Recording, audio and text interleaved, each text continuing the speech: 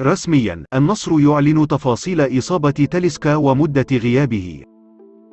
كشف نادي النصر تفاصيل إصابة محترف الفريق البرازيلي أندرسون تاليسكا ومدة غيابه عن الملاعب.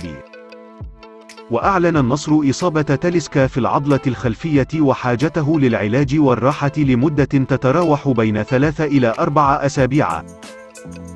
وأوضح نادي النصر أن تاليسكا سيسافر إلى البرازيل للتأهيل في أحد المراكز المتخصصة. ويستعد النصر لمواجهة ضمك يوم السبت ضمن الجولة 18 من منافسات دوري روشن السعودي. كما يسعى المدير الفني لفريق النصر رودي غارسيا إلى الاستقرار على بديل لاعب الفريق أندرسون تاليسكا الذي يعاني من إصابته في العضلة الخلفية وسيغيب لمدة تصل ل4 أسابيع.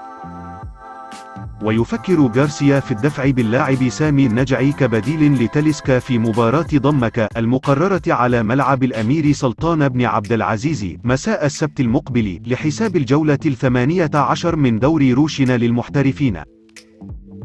يذكر أن النصر كان قد واصل تدريباته مساء الخميس على ملعب الأمير عبد الرحمن بن سعود بمقر النادي.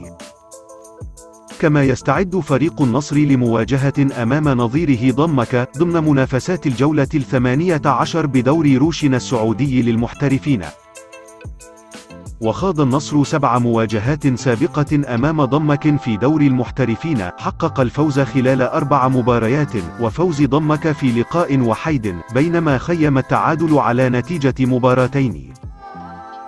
وسجل النصر خلال المباريات 15 هدفا في تاريخ المواجهات، بينما استقبلت شباكه 8 أهداف.